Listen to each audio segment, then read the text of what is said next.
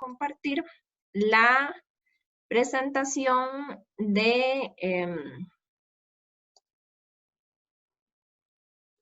PowerPoint que ustedes tienen, ¿ya? Espero que la hayan revisado bastante o que hayan visto el material y que hayan leído, y si no lo han hecho, léanse el capítulo número 2 de este libro específicamente que les puse en Google Classroom, porque hay dos, ¿verdad? Es súper importante que se lean ese, y de una vez les voy a decir, ya va, cuál es el otro que se tienen que leer, para que vayamos avanzando en el tema de órdenes, o costeo por órdenes de trabajo, que es el próximo tema que vamos a ver. Entonces, bueno, vamos a ver el capítulo número 2, Horngreen, lo que veamos hoy, y lo que quede pendiente de lo que veamos hoy es ese capítulo, y también vayan avanzando en leerse el capítulo número 4 de ese mismo libro. Háganlo con tiempo para que no nos agarre de que cuando ya regresemos, pues aquí sí también tenemos como que irnos mentalizando, ¿verdad? Cuando ya regresemos, tal vez para todos va a ser un poco más pesado el tema de quizzes y así, ¿verdad? Quería comentarles, bueno, también lo de la evaluación, léanse bien la carta al estudiante, porfa. Es importante nada más, ahorita les hago un recordatorio, que los parciales valen 20 cada uno, hay 3 exámenes parciales, que este curso tiene un porcentaje importante de quizzes, que ahorita no vamos a hacer quizzes. Inicialmente la propuesta sí era programarlos y hasta hacerlos ahorita como en línea, por ejemplo, pero no. Entonces, hasta después de Semana Santa, esperemos que si volvemos a la normalidad, podamos empezar a hacer quizzes mucho más seguidos, porque el porcentaje de quizzes es muy importante. Lo que me han contado es que la gente puede que se quede por quizzes en este curso. Entonces, pues hay que ponerle a eso. Si hay que hacer un ajuste en evaluación, también lo vamos a revisar, ¿verdad? Por aquello de que tampoco, por las circunstancias, sea del tema de quizzes, por ejemplo, que es mucho, tal vez se baje, no sé, pero bueno, que yo se los igual estaré informando.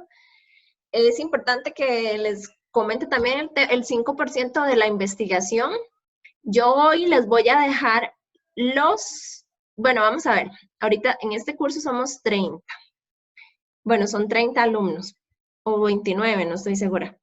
Yo en la lista tengo 30, pero creo que hoy he conectado 29, pero bueno, ahorita yo ahí confirmo. El punto es que sí necesito saber si ustedes consideran que se pueden poner de acuerdo con el tema de hacer grupos de trabajo por este medio. Pues no estoy segura si todos se conocen o qué. Y si fuera el caso que no se pudieran, entonces, por ejemplo, si hay 4 personas, vamos a ver, si somos 30, creo que deberían ser 6 grupos de 5, lo que deberíamos armar o conformar. Voy a apuntarlo por acá. Profe, lo que son los 6 grupos de 5 funcionaría para el tema solo de la investigación. Tal vez para alguna tarea también. O sea, por ahí, vamos a ver.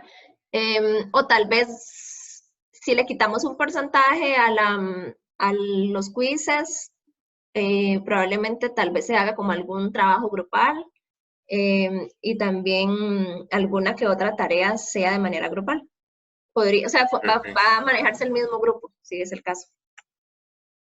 Entonces, vamos a ver aquí. Entonces, ahorita lo que les pido es, armen ustedes, no tiene que ser en este momento, armen 6 grupos de 5. Si hay personas que se quedan por fuera porque no se puede, digamos, porque no se conocen o porque no logró contactar a alguien o así, esas personas, entonces cuando me den las propuestas de los grupos, las personas que quedaron por fuera, yo las asignaría aleatoriamente. Esa es como la propuesta que les hago. O la segunda propuesta es hacer los grupos aleatorios, que también es mucho más fácil y más rápido para mí, como ustedes me digan. Como la mayor parte de las personas lo deseen. Profe, yo siento que los podemos elegir nosotros, no sé. Para mí cualquiera de las dos está bien. Ok, entonces hagamos una cosa. Vamos a intentar que ustedes lo hagan. Vayan mandándome la propuesta. Podría ser un mensaje privado por Classroom o un mensaje privado a WhatsApp, como prefieran. Y la gente que se vaya quedando por fuera porque no conoce tal vez a la mayoría o algunos o así, yo ahí los iría asignando aleatoriamente a los grupos que ya están hasta completar la cantidad que sean de cinco personas cada grupo.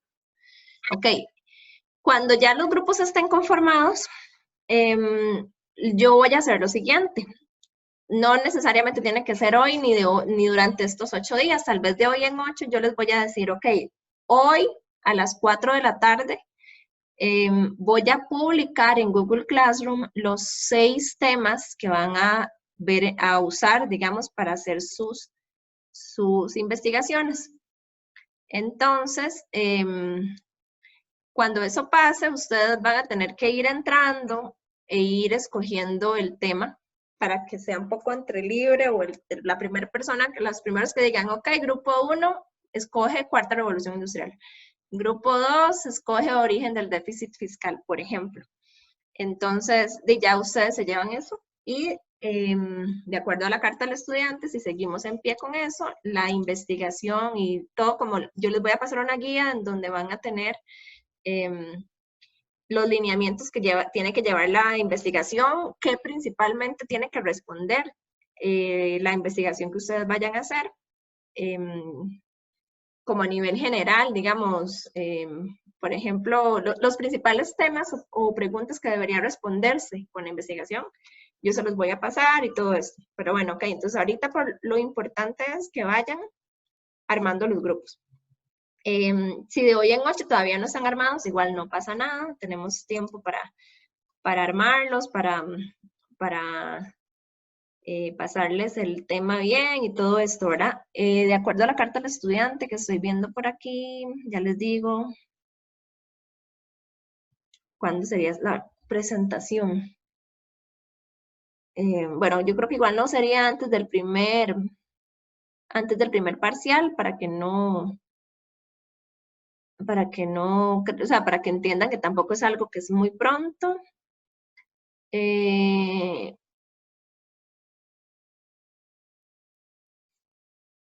Bueno, yo creo que en la carta del estudiante hace falta como definir eso, se los voy a pasar a penitas, voy a revisarlo y se los paso, porque no estoy muy segura, pero bueno, ok, para no durar mucho en esto, si se los tengo que confirmar, se los voy a confirmar, apenas lo hable con el otro profe para ver en qué semana está, sí, porque creo que no les dimos. Bueno, todavía no es, para eso falta, sería como después del primer parcial, y yo les confirmo la fecha. Pero bueno, por el momento es eso, nada más ir haciendo los grupos. Entonces, por ahí ya espero que me vayan pasando la conformación de los grupos, y yo creo que a nivel general, eso sería lo que tenemos que hablar. Voy a empezar un poquitín aquí a ver los temas a nivel general de la clase para no durar tanto y que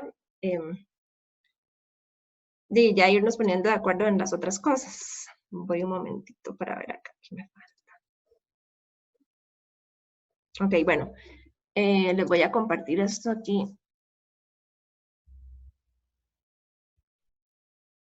Ay.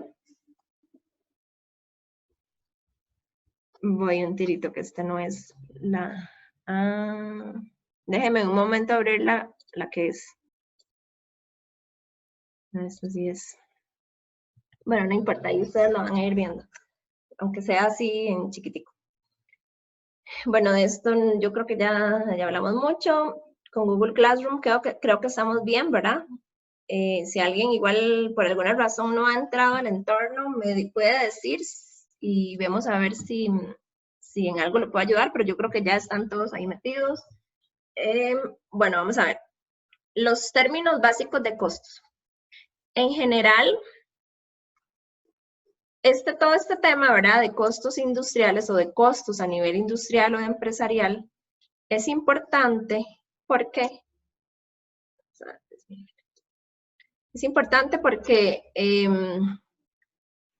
no necesariamente apenas se gradúen van a llegar a ser gerentes. No todo el mundo es va a llegar a ser un gerente, pero generalmente lo que queremos, la mayoría de los ingenieros industriales, o nos visualizamos en un futuro, si nos visualizamos en una empresa, es ejerciendo una gerencia de un área específica que podría ser operaciones, podría ser logística, podría ser calidad, podría ser distribución, por ejemplo, bodegas, o sea, es muy comercial, es muy amplio, ¿verdad? No necesariamente es una gerencia, sino tal vez un paso más arriba, una dirección o una coordinación de algún departamento o de muchos departamentos, o en general, o sea, lo que vamos a llegar a hacer en algún momento, ahora a nivel de una industria, es a liderar tal vez algún proceso o algún departamento en una empresa, ya sea nuestra propia empresa, puede ser, o sea, una empresa o una industria, grande industria, no sé. Pero ok, entonces en ese papel o en esa posición de gerentes o de administradores de una industria, ¿verdad?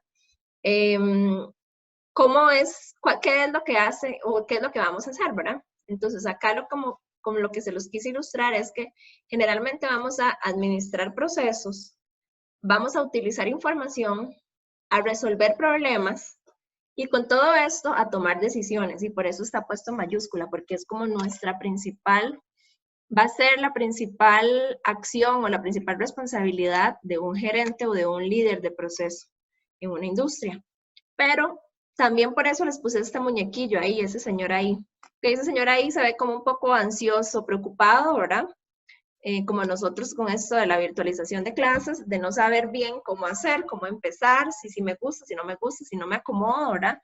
Y generalmente va a ser porque no tenemos o la información completa, o sea, si nos vemos en esa posición, es porque no tenemos ni la información completa, o tenemos la información incorrecta, o la tenemos a destiempo, por ejemplo, o no sabemos cómo analizarla, cómo estudiarla, cómo entenderla. O sea, estamos un poco perdidos. Entonces, esos signos de pregunta que tiene ese muñequillo ahí es precisamente me siento perdido, no sé cómo tomar decisiones. Por eso es importantísimo utilizar la información. Entonces, en el momento que la información realmente es la adecuada, llegó a tiempo, la sé usar, tengo a personas que saben analizar datos, que saben generar resultados a nivel de esos datos que son útiles, ¿verdad? Entonces, a medida de que eso pasa, realmente mi toma de decisiones va a ser cómo está ese señor ahorita. O voy a ser, digamos, que el héroe, o voy a poder tomar decisiones con esta actitud y no con esta actitud. Entonces, eso era precisamente lo que quería ilustrarles en estas imágenes. ¿Y por qué empezamos por ahí, verdad? Porque toda la información o todo el ámbito de ingeniería económica o del ámbito de costos en una industria es súper relevante. Y ahí lo vamos a ir viendo, ¿verdad? Pero uno toma generalmente muchos decisiones basándose en este tipo de información. Entonces, por eso es que es importante y que empezamos por ahí analizando un poco cómo es que cómo que es que nos visualizamos un ingeniero industrial a nivel de una empresa o de una industria, si nos visualizamos como un gerente y cuáles van a ser nuestras principales responsabilidades. Acá están unas preguntas básicas, ¿verdad? Y ahí les quisiera preguntar a ustedes. Ok, por mensajes les dije que íbamos a tener una clase un poco dinámica y bueno, ustedes vieron que yo tengo la lista y yo vi que todos están ahorita conectados y estamos ahí, ¿verdad? Entonces, y pues acá, cuando les pida, ok, entonces, ¿qué entienden ustedes por costos? Traten como de identificarse quién es la persona que está hablando y de participar. Si es el caso de que no lo hacen de manera voluntaria, entonces yo puedo igualmente hacer las preguntas de manera un poco más directa. Entonces ahorita ya ustedes deberían haber, si se leyeron el material y si se leyeron el libro, tener un poco más claro el tema de costos, ¿verdad? Entonces, acá están estas dos preguntas que son básicas en este tema y que están ahorita en la pantalla. Entonces, la primera es, ¿para qué le sirve la contabilidad de costos a un ingeniero industrial? Entonces, ahí los quiero escuchar. No existen las respuestas malas, en realidad, porque cada quien tiene un criterio y un análisis de lo que les estoy preguntando distinto. Entonces, los quiero escuchar. ¿Para qué ustedes consideran que le sirve la contabilidad de costos a un ingeniero industrial? Y además, ¿qué entienden por costos? Entonces, esas son las preguntas básicas. Ahí no sé quién me quiere responder. Bueno, para mí, nos ayuda a tener información financiera necesaria para tomar decisiones y que sea lo mejor para la empresa o donde estamos trabajando. Ajá. Gracias, Maripaz. Ajá. Listo. Ok, ¿qué querías responderme? ¿Qué entendés por costos? Sí, pero Dale, no importa. los costos son de los gastos que implica la fabricación de algo. Ok, gracias, está muy bien. Ok, por ahí me acuerdo de Dana, ¿vos qué crees que, o qué entendés por costos? A nivel general, en general, digamos. Bueno, profe, yo oriento que trampa porque ya me leí el segundo capítulo. Entonces tengo como muy grabado el concepto. Ajá. Pero a lo que sé, sería el sacrificio de un recurso invertido que se utiliza para lograr un objetivo específico. Ok. Entonces, bueno, pues sería eso. Esa es la definición, está bien, es perfecta. Esa es la definición que, bueno, de hecho que esa es la definición que está acá en la segunda diapositiva, pero bueno, es perfecta esa definición. Solo como quería apelar un poquitillo todavía más a el modo en que nosotros usamos la palabra costos. Y es una palabra que usamos en casi, o sea, de manera muy habitual, ¿verdad? Y es muy cotidiano, porque no necesariamente, bueno, como lo dice acá, es un sacrificio de recursos que se asigna para lograr un objetivo específico. No necesariamente estamos hablando de costos monetarios. Este curso sí se basa en costos monetarios, pero a nivel general, a nivel cotidiano en nuestras vidas, generalmente nosotros decimos, por ejemplo, es que es muy, por ejemplo, hablamos de costos a nivel de tiempo. O sea, es que eso tiene un costo en tiempo muy importante. Por ejemplo, el no trasladarnos ahorita a la universidad, por ejemplo, o a nuestros trabajos, eso reduce un poco el costo del recurso tiempo, ¿verdad? Entonces, o más bien nos permite aprovechar un poco más ese recurso. Entonces, estamos tal vez dejando de sacrificar un poco el tiempo, que es un recurso. Y así, o sea, muchos temas generalmente usamos esa palabra costos. Y sí, como lo dijo Dana, ¿por qué? Porque es esto, es el sacrificio de recursos que yo asigno en general para lograr un objetivo específico. Ok, y bueno, acá es muy importante, bueno, aquí siempre yo también les dije como que lo íbamos a ir asociando al caso de General Motors. Creo que no nos va a dar tiempo en general como de leerlo y todo, pero sí, esperando que ustedes hayan leído el caso, ahorita lo podemos ir haciendo algunos comentarios relacionados. Entonces, un costo por lo general, ¿verdad? Hablando de materiales, por ejemplo, directos de fabricación, también como lo decía Maripaz, o otro costo que sería, por ejemplo, el costo de publicidad, por lo general se mide de manera monetaria o como la cantidad monetaria que yo debo pagar para adquirir un bien o un servicio. Por ejemplo, si hablo de publicidad, y me refiero meramente a la parte de marketing, esto se ve, ok, yo hago un gasto, por ejemplo, mensual en anuncios o en temas publicitarios, que ya sean vallas publicitarias, menciones en radio, anuncios de televisión, ¿verdad? O cuñas en radio, todo esto es publicidad. Si yo ya le asigné, por ejemplo, un valor monetario o una cantidad monetaria a ese rubro de publicidad al mes, yo sé qué es lo que ellos me van a devolver a mí, ¿verdad? Yo lo estoy pagando para adquirir un bien o un servicio. En este caso sería el servicio de publicidad, y un bien que es tangible más o menos, que es ver, por ejemplo, el anuncio en la tele. Entonces, a eso es a lo que se refiere esa partecita, ¿verdad?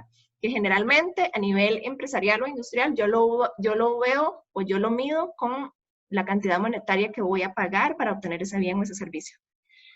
Ok, entonces vamos a ver. Aunque esto es muy simple, y vamos a empezar por cosas muy simples, en el momento que empezamos a meternos en estos términos, empezamos a ver el montón de términos similares que hay, ¿verdad? Entonces, vamos a tratar de ir despacio y de ir recapitulando. Entonces, en este caso, ya vamos a empezar, ¿verdad? Generalmente, a ver tipos de costos. Entonces, ya vamos a empezar, por lo menos, ahorita cuando terminemos de hablar, dentro de unos 10 minutos, vamos a ver que ya hablamos de por lo menos como 10 diferentes tipos de costos. Entonces, la cuestión no es que sea complicado, pero sí que hay que ir entendiendo muy bien cada término. Entonces, ahorita vamos a ver lo que es un costo real a diferencia de un costo presupuestado. Y son cosas igual, como les dije, muy simples, pero las tenemos que ir entendiendo y sabiendo que existen e ir entendiendo la diferencia. Entonces, un costo real es el costo en el que yo ya incurrí. Es un costo histórico o pasado. Entonces, por ejemplo, ustedes, los que van a la U en bus, por ejemplo, ya saben cuánto más o menos es que se gasta en pasajes a la semana. ¿Por qué? Porque ya han incurrido y porque ustedes ya tienen un récord o un histórico de cuánto se gasta, de cuál es el costo de los pasajes semanales, ¿verdad? Entonces, yo ya incurrí en eso, entonces ya conozco de manera verídica ese costo. Está el que es presupuestado, y el que es presupuestado es el que es predicho o pronosticado. No ha ocurrido, pero es un costo en el que yo voy a incurrir en un futuro. Generalmente, para presupuestar este costo, me baso en costos históricos. Entonces, ustedes ya saben que si ustedes, no sé, el chico creo que vivía en Curridabat, no tengo ni idea si va en bus o en carro, y tampoco tengo ni idea cuánto cuesta un pasaje de Curridabat a la U, pero digamos que de Curridabat a San Pedro, 490, profe. 190. 490. Fue. Sí, carísimo. Ok.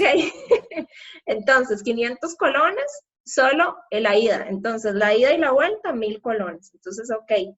Yo ya tengo el histórico, eso lo sabemos porque es histórico. No necesariamente una historia muy larga, ¿verdad? Probablemente estos 500 es el costo de ahorita y de aquí hace un año, digamos que es algo similar.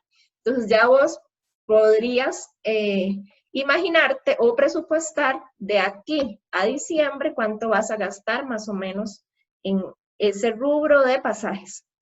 Pensando en que va a haber inflación y entonces que con eso tal vez vaya a haber un aumento en el 3% y cosas así.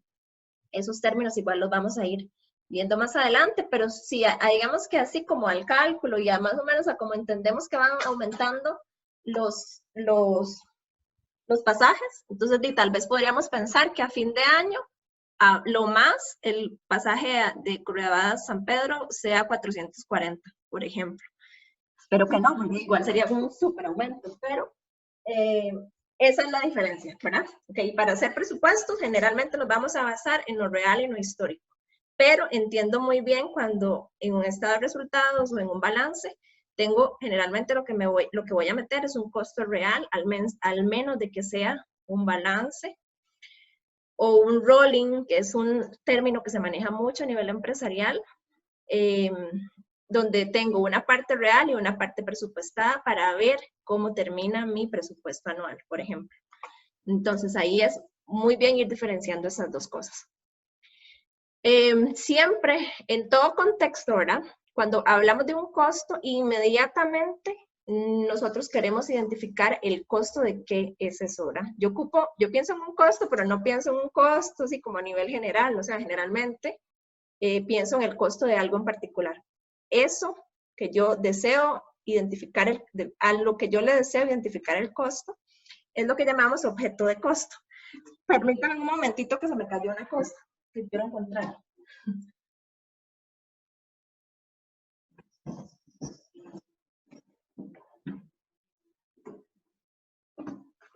Ok, entonces, objetos de costos ejemplos de objetos de costos están un producto, un servicio, un cliente, una actividad específica, un departamento específico, que yo puedo saber cuánto cuesta el departamento de marketing en mi empresa, por ejemplo, un proyecto específico.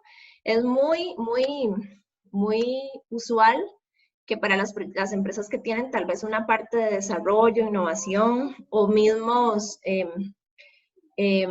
factibilidad de proyectos a nivel de inversiones, nuevas líneas, nuevas máquinas, por ejemplo, para producir nuevos productos, o una innovación a nivel de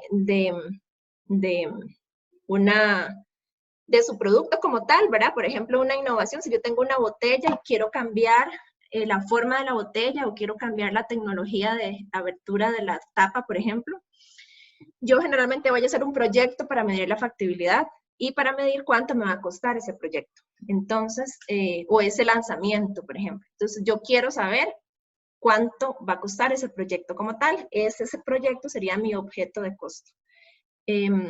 Entonces, eso es precisamente un objeto de costos. Es todo aquello a lo que yo le deseo identificar el costo. Es un término muy común en todo esto, ¿verdad? En todo este de costos industriales. La siguiente diapositiva era el caso de General Motors. No lo vamos a leer porque iríamos a hablar demasiado. Sí, lo que quisiera es como que ustedes lo hayan entendido. A nivel general, tal vez sí quisiera, tal vez que alguien por ahí, si me quiere contar nada más de qué se trataba, y así, si hay alguien que no lo ha leído, por lo menos esté como con la idea ya de qué se trataba. ¿Quién me ayuda Bueno, a...? Ok, por ahí hay alguien. No. bueno, soy Adrián. Ajá. Yo a lo que entendí de la lectura, fue que a mediados de, que fue el 2008, profe, Ajá. que ¿Qué? fue la crisis. Ok, sí, depende de lo que va a hacer, pero Ajá, sí, bueno, sí. Uh-huh. sí, ya ellos venían con problemas financieros, más que todo porque ellos no tomaban en cuenta la parte de los costos, tenían muchas fábricas, tenían mucho personal, el personal tenía muchos privilegios, por decirlo así. Entonces Ajá. esos costos fueron inflando cada vez más ¿cómo se llama? Los gastos de la empresa. Hasta que llegaron al punto en donde ya no era sostenible, o sea, ya generaban más gastos que lo que generaban en ganancias, ¿verdad? Con la venta de los carros. Pidieron ayuda al gobierno, creo que el gobierno los ayudó, estuvieron un tiempo un poco más estable, lograron salir un poco, pero por la competencia ya fueron saliendo Toyota, Honda, todas esas que ya promocionaban carros, digamos, más baratos y más accesibles a las personas. Por la competencia también ellos empezaron a perder, digamos, por no innovar y por la competencia empezaron a tener pérdidas en las ventas. Y se les volvió a inflar, ¿verdad? La parte de los gastos, los costos no lo lograron regular bien. Y eso hizo que la empresa fuera decayendo, ¿verdad? Hasta el punto en que yo creo que vendieron vendieron la parte de Homer. Ajá, algunas marcas, exacto, sí. Ajá, pero igual no lograron contener esos gastos y de ahí no lograron salir a flote, ¿verdad? Ok, sí, está perfecto. Sí, es básicamente eso que dijo Adrián. Adrián, ¿verdad? Ok, vamos ahorita a empezar a ver nada más, a mencionar la parte de costos fijos y variables. Parte de lo que dijo Adrián, solo que no mencionó bien, nada más no mencionó específicamente el tema de costos fijos bajo ese nombre, pero sí lo mencionó.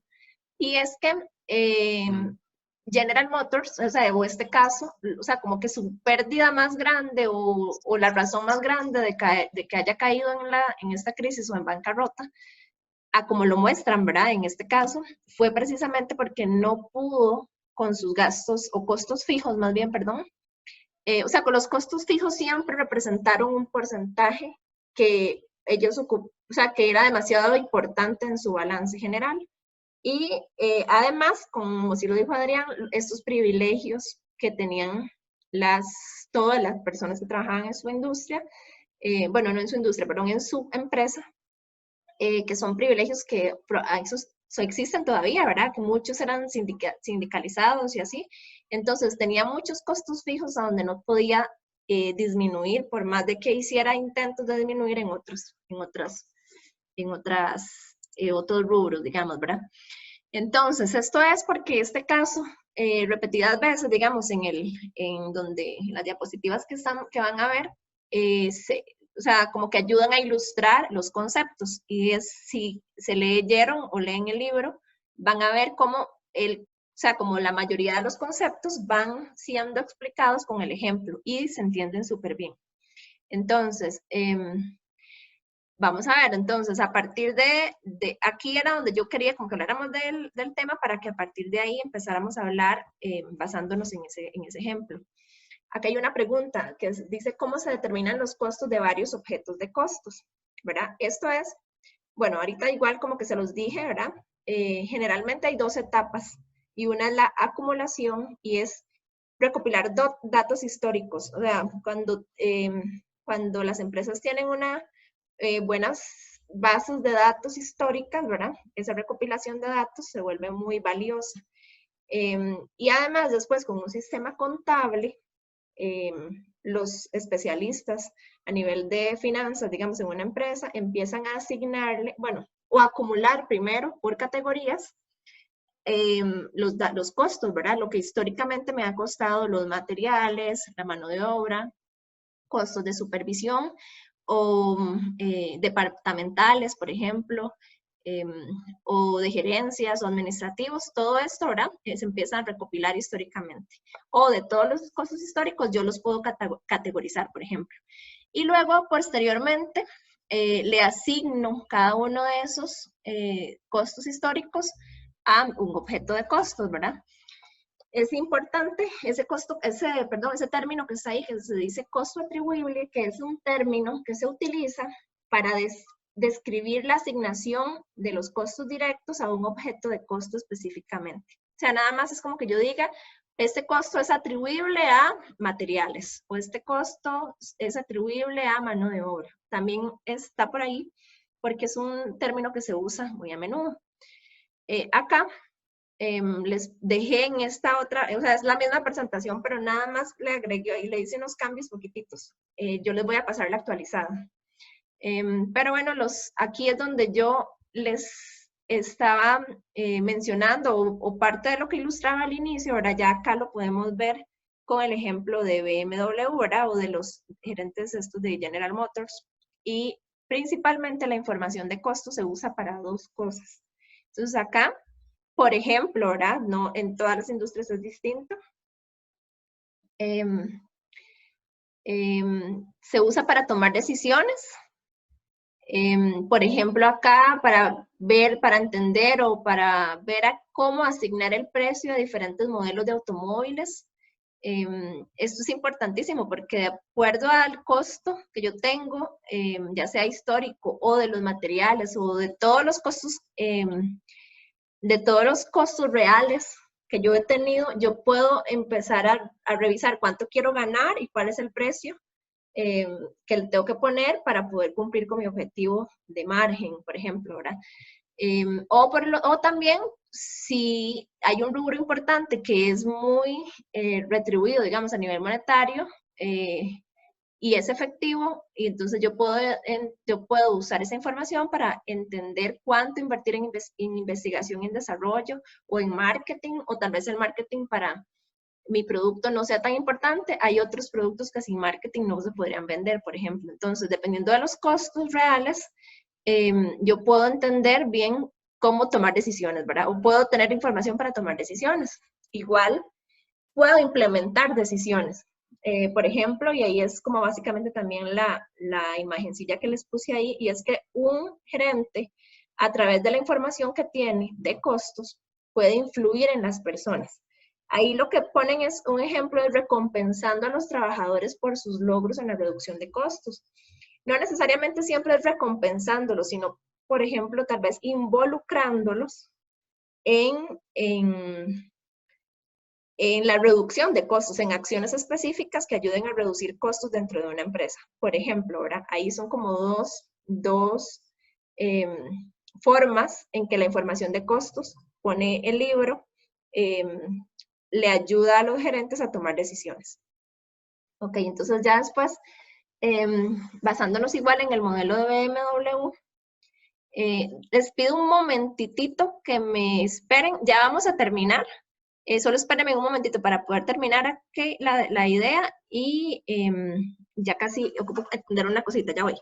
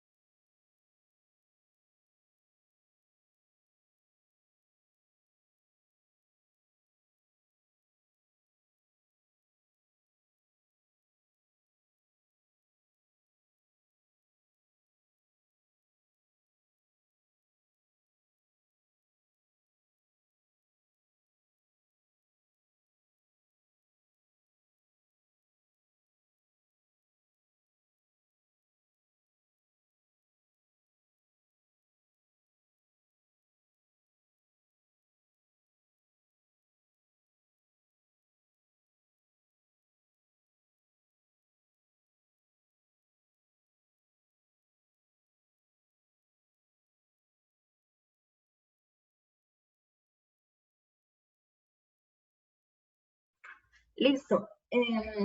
Bueno, ok. Acá hay una cosa importante sobre el término de asignación de costos, ¿verdad? Y es que ustedes entiendan cómo yo asigno o designo, digamos, que un tipo de costos es directo o es indirecto. Entonces, acá yo les puse como este comentario acá, de que yo para definir si un costo es directo, es cuando yo lo voy, o sea, son los costos que son atribuibles desde un punto de vista económico al objeto de costos, eso significa SOC. Los costos indirectos son los costos que no son atribuibles desde un punto de vista económico al objeto de costos. Van a encontrar de aquí en adelante que en la vida en general no es tan fácil identificar un costo. Vamos a ver, los costos directos se identifican muy fáciles, pero los costos indirectos a veces uno no sabe bien si son directos o indirectos, o que estas clasificaciones de aquí en adelante a veces son un poco ambiguas o a veces están definidas por otro tipo de contextos, digamos, o se definen por su contexto. Entonces, habrán ejercicios donde sea muy fácil atribuir si un costo es directo o es indirecto. Acá, por ejemplo, los materiales, aquí están hablando de exactamente el modelo X5 de BMW. Los materiales como el acero o las llantas, los neumáticos, ¿verdad? Para ese X5, uno va a tener siempre generalmente un costo unitario muy bien identificado y yo lo voy a poder atribuir completamente a el BMW X5, ¿verdad? Probablemente el costo del acero con que hacen el BMW X5 es distinto al que hacen otro modelo, o tal vez sea el mismo, pero la cantidad de acero sea distinta. Entonces yo sé específicamente cuánto usa el BMW X5 y cuánto me costó. Entonces, ese acero y ese neumático, el costo monetario de ese acero y ese neumático, yo lo puedo identificar como un costo directo muy fácilmente. Un costo indirecto es, por ejemplo, el costo del alquiler de una planta. ¿Por qué? Porque generalmente, porque generalmente yo no tengo una planta solo para fabricar un único SKU o producto. Yo generalmente tengo una planta donde fabrico, en este caso es donde se fabrica el X5 y también otros muchos modelos de automóvil. Entonces es un costo indirecto. Luego más adelante en el libro, y yo también igual se lo voy a explicar, existen formas de sacar una proporción o de manera proporcional cuánto de todo ese costo de arrendamiento se utilizó específicamente para la producción, en este caso del X5, y entonces atribuirlo de manera directa a el X5, ¿verdad? Pero ok, esta es como la diferencia. Ahí también se hablaba cuando yo tengo o yo puedo atribuir los costos basándome en un documento de requisición de materiales. Eso se refiere específicamente como a una factura o a una orden de compra o eso tiene como otro nombre. Cuando entran a bodega, por ejemplo, todos estos materiales, ¿verdad? Si vienen como como unos costos específicamente asociados a un carro, a un modelo específico, entonces ese se atribuye como un costo directo. Cuando yo simplemente pago el arrendamiento de la planta, pero yo no lo hago específicamente para un modelo específico, entonces no lo puedo atribuir como directo, sino que lo defino como indirecto. Entonces, sí, bueno, ¿y esto qué me da? En general me va a dar que mi objeto de costos es el BMW X5, donde tengo costos directos e indirectos, ¿verdad? Luego, por ejemplo, ¿cuáles son los desafíos de la asignación de costos, verdad? Y es precisamente lo que estábamos hablando ahorita, que les dije que no es tan fácil y a veces es un poco ambiguo. En el ejemplo del alquiler de la planta, es esto que les decía ahorita, ¿verdad? Es un costo indirecto del X5 porque yo no tengo un contrato de alquiler por separado para el área específico que yo uso donde fabrico el X5. Pero, por ejemplo, la administración de la planta para el X5, ¿cómo debería yo asignar esto? Debería asignar estos costos con base en el número de individuos que trabajan en cada modelo de automóvil. Muchas veces la definición o el modo de asignar estos costos va a depender del área de finanzas, de cuál es el objetivo con mis costos, de cómo quiero yo asignarlo, porque puede ser que me vaya mejor si lo pongo como un costo directo o si se lo asigno directamente al modelo de automóvil, por ejemplo, que a un único modelo, no sé, basándome en algún criterio, que es por ejemplo, el modelo que se vende más. Entonces, probablemente tal vez yo llego y la administración de la planta como tal, por conveniencia, prefiero asignarla a un cierto SKU y no a todos. Generalmente, todos estos costos, como les dije, deberían asignarse de manera proporcional. Pero bueno, esos son los desafíos en la asignación de costos que aplica tanto para este ejemplo como en general. O sea, hay algunos costos que algunas veces son más ambiguos que otros. Entonces hay que empezar a analizar cómo se asignan de mejor manera. Bueno, ya vamos a ir terminando ya con esto, ¿verdad? Voy a ver aquí un momentito. Bueno, por acá, la siguiente diapositiva es bien importante y ahí sí quisiera, nada más que para ir terminando, no sé, que alguien de ustedes me dijera estos factores, que un factor me lo fuera explicando cada una de las personas el por qué, digamos, estos factores influyen en las clasificaciones de costos directos e indirectos. Entonces, el primero es la importancia relativa del costo en cuestión. Entonces, no sé si ahí alguien puede explicarme de acuerdo a lo que leyó estos factores, explicar cada uno de estos factores en realidad. ¿Quién es valiente?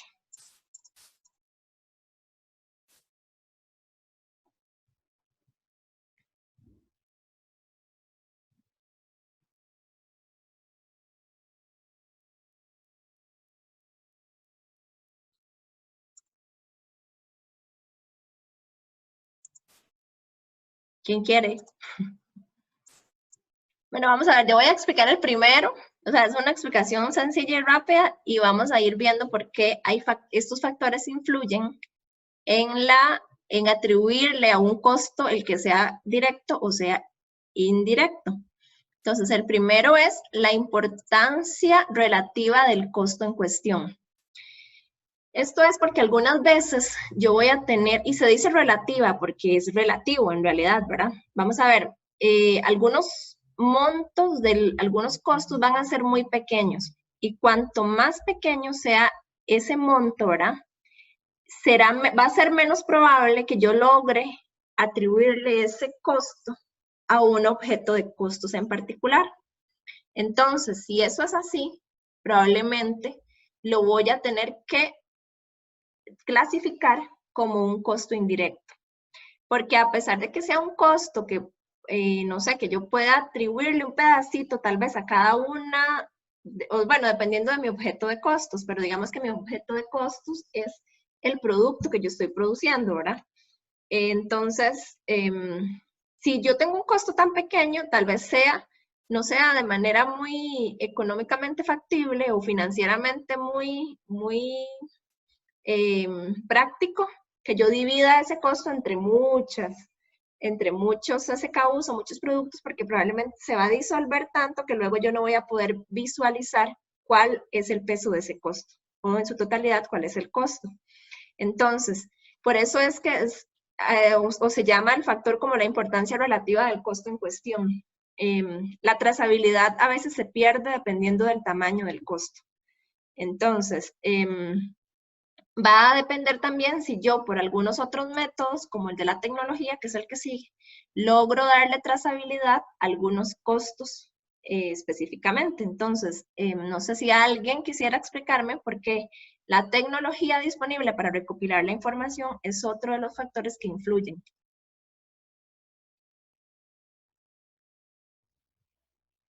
Entonces, se me ocurre que tal vez uno puede, digamos, cuantificar así muy exactamente cuánto se usa, por ejemplo, de acero de un carro, pero es difícil saber cuánto tiempo de limpieza se le atribuye a una persona que limpia toda la planta a un solo carro.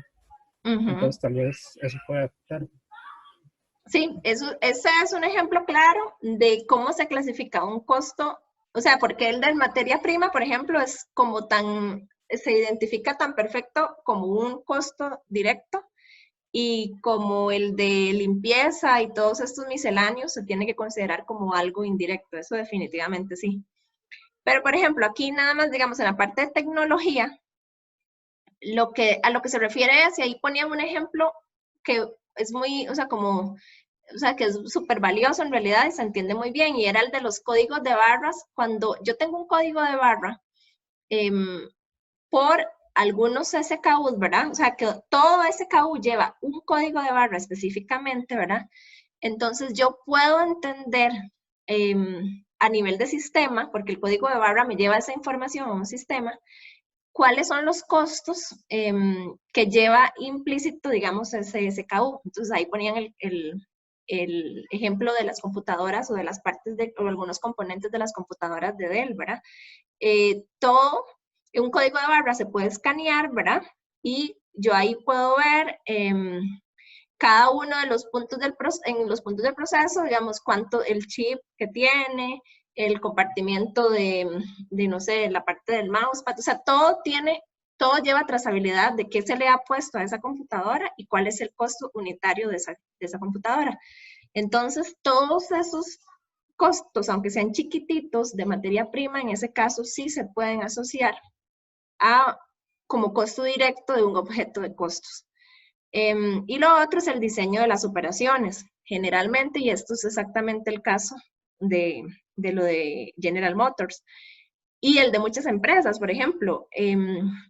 Cuando en esta empresa, en Coca-Cola FEMSA, se producen de todo tipo, bueno, vamos a ver, de todo tipo no, se producen Coca-Colas, por ejemplo, la Chovy, la Pitufa, la 600, la Coca-Cola Lata, Coca-Cola 2.5 litros retornable, 2.5 litros PET, plástico PET, 3 litros, y eso solo en Coca-Cola, por ejemplo. Ahora no sé si los dije todos, pero eso es solo Coca-Cola, y para la versión de sabor original. Existe también versión 0, por ejemplo.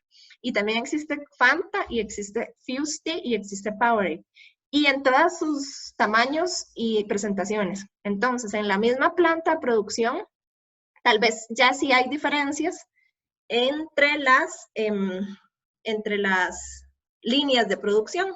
Las líneas de producción tal vez sí son diferentes, pero una misma línea produce también muchos diferentes tipos de SKUs. Entonces, pues va a depender. O sea, yo tengo, por ejemplo, una misma línea que produce varios tipos de SKUs. Entonces, clasificar un costo como directo es más fácil si las instalaciones yo las uso solo para un único objeto de costos. Pero cuando yo ya tengo muchos objetos de costos, se me va a hacer mucho más difícil adjudicar, digamos, ese costo como costo directo únicamente a ese objeto de costos. Entonces, lo que hago es más bien clasificarlo como un costo indirecto. Entonces, eso era el tema de los costos, ¿verdad? Acá, el de los factores que influyen, ¿verdad? Y bueno, hay algo muy importante acá que se los ponía como una leyenda que cogí textualmente del libro, y es que una regla de utilidad que se debe recordar es que cuanto más amplia sea la definición del objeto de costos, o sea, más grande, por ejemplo acá, el departamento de ensamble, por ejemplo, si mi objeto de costos es el departamento de ensamble, en lugar del carro como tal, el modelo X5, va a ser mayor la proporción de costos totales que sean costos directos. Y más confianza tendrá un gerente en la exactitud de los montos de costos resultantes. Va a tener más exactitud, pero más amplio el panorama. Generalmente uno quiere tener a veces, dependiendo del modelo del auto, por ejemplo, o dependiendo de la relevancia de ese producto específico para el negocio, si es un producto de la clasificación que tiene, por ejemplo, si es un producto premium, si es mi producto número A, yo voy a tener, voy a necesitar información más detallada, ¿verdad? Pero ahí es como el balance. O sea, entre más amplio defina yo, más grande el objeto de costos, más certera va a ser la asignación de costos directos. Cuando quiera ser más específico, los costos directos no necesariamente van a ser tan fácil de asignar. Ok, entonces, yo creo que ya por hoy podemos llegar hasta acá, hasta la diapositiva número 19, y de la 20 en adelante les voy a grabar un video corto, 1 o 2 videos cortos, para que puedan estudiarse la otra parte. Eso más la lectura del libro, ya eso sería, del capítulo 2, sería la parte que hubiéramos visto de clase 1 y clase 2. Esta clase estaba para hacerse en 2 clases, de hecho. Entonces, lo que vamos a hacer es, de hoy en 8, cuando nos veamos, voy a aclararles un poquitito si tuvieran dudas sobre la segunda parte. Si ahorita tienen dudas, igual lo podemos aclarar de una vez. Pero, bueno, no sé, o alguien tiene algo que decir, o hay algún comentario o algo así. Y después de eso ya sería hasta de hoy en 8. Vemos dudas de los videos que ustedes van a ver, que sería la segunda parte de la presentación, y empezaríamos el tema de costeo por órdenes de trabajo. Entonces, también para de hoy en 8, por favor, léanse el capítulo número 4.